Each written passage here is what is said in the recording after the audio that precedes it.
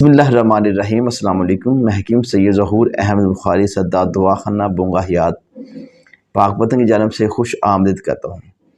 ناظرین، آج میں بات کروں گا تیلی کے مرض پر۔ تیلی کا مرض ہوتا کیوں ہے، تیلی بڑھتی کیوں ہے، اس کے اسباب کیا ہیں، اس کی علامتیں کیا ہیں اور اس کا علاج کیا ہے۔ ناظرین، تیلی کو عام زبان میں تیلی ہی کہتے ہیں، انگلش میں سپلین کہتے ہیں اور اردو میں طحال کہتے ہیں۔ ناظرین، تیلی کا جو مقام ہے یہ معدے کے بائیں سائڈ پر پسرے کے بالکل نیچے تیلی ہوتی ہے، اور تیلی کا جو عام سائز ہے، نارمل سائز ہے، 12 سینٹی میٹر سے لے کر 15 سینٹی میٹر کے درمیان ہوتا ہے، اور اس کا تقریباً اوسطاً وزن 200 گرام کے قریب ہوتا ہے۔ ناظرین، اگر ڈائیگنوز کرے کہ تیلی کا مرض ہو رہا ہے، پتہ نہ چلے کہ کون سے ٹیسٹ کروانے یا کیا کرنا ہے، تو اس کے لیے سی بی سی ٹیسٹ کروائیں، ای ایس آر چیک کروائیں، اور ساتھ میں الٹرا ساؤنڈ آپ لازمی کروائیں کسی اچھے ڈاکٹر سے۔ تو اس کے اندر آپ کو پتہ چل جائے کہ آپ کی تیلی بڑھ رہی ہے کہ نہیں بڑھ رہی، اور آپ کا ویسے بھی پتہ چل جائے، کنفرم ہو جائے گا کہ تیلی کا مرض ہے کہ نہیں ہے۔ ناظرین، اگر بات کریں کہ تیلی کا کام کیا ہے، تو نمبر 1، تیلی خون کو صاف کرتی ہے۔ اس کے علاوہ خون میں انفیکشن ہونے سے بچاتی ہے، مزید جسم کے اندر یا خون کے اندر مرض پیدا ہونے کے خلاف قوت مدافعت پیدا کرتی ہے۔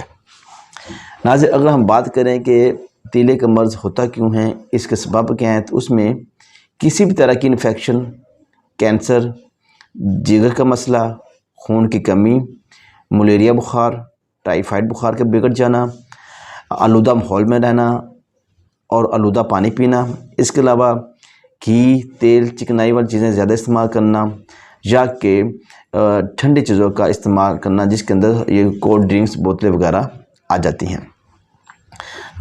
اب ہم بات کرتے ہیں کہ اگر مرض ہو چکا ہو تو اس کی علامتیں کیا ہوتی ہیں، کیسے پتہ چلتا ہے کہ یہ تیلی کا مرض ہو رہا ہے، تو اس پہ بات کر لیتے ہیں۔ نمبر 1، پیٹ کے اندر درد ہوتی ہے، پیٹ کے اندر جلن ہوتی ہے، خون کی کمی ہو جاتی ہے، جسم کا رنگ پھیکا پھیکا پڑ جاتا ہے، فک ہو جاتا ہے، چہرے پر سوزش آنی شروع ہو جاتی ہے، پسلی کے نیچے درد ہوتا ہے، بھوک کم لگتی ہے، کمزوری بہت زیادہ ہو جاتی ہے، کانسٹیپیشن، قبض کی شکایت ہو جاتی ہے، اس کے علاوہ زکام ہو جاتا ہے، اور اس کی آخری سٹیج ہے پیٹ کے اندر پانی ہو جانا۔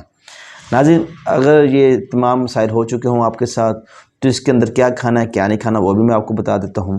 نمبر 1، آم کو آپ کثرت کے ساتھ استعمال کریں، گاجر کا سالن بھی استعمال کریں، گاجر کو سلاد کے اندر بھی استعمال کریں، چقندر کو استعمال کریں، ٹھیک ہے، چقندر کا جوس بنا کر پئیں، انار کھائیں اور انار کا جوس پئیں، اس کے ساتھ اخروٹ، بادام، دلیا آپ کثرت کے ساتھ لے سکتے ہیں۔ اور جو چیزیں نہیں کھانی اس کے اندر تلی ہوئی چیزیں، تمام تلی ہوئی چیزیں جس کے اندر فاسٹ فوڈ، برگر، شوارما، یہ سموسے پکوڑے، جتنی بھی تلی ہوئی چیزیں ہیں، یا کہ زیادہ ٹھنڈی چیزیں جو کہ چربی پیدا کرتی ہے، فاسٹ مادے پیدا کرتی ہے، وہ چیزیں آپ نہ کھائیں۔ اگر آپ کو مزید یہ تیلی کا مسئلہ ہے، کور نہیں ہو رہا، تو آپ کسی اچھے معالج سے رابطہ کریں تاکہ آپ کا اچھی طرح سے علاج ہو سکے۔ ہماری یہ ویڈیو اچھی لگے لائک اور شیئر کریں، مزید ویڈیوز اور معلومات کے لیے ہمارے چینل کو سبسکرائب کریں، بیل آئیکن پریس کریں تاکہ ہر آنے والی ویڈیو سے آپ مستفید ہو سکیں۔ دعاؤں میں یاد رکھیں۔ اللہ حافظ۔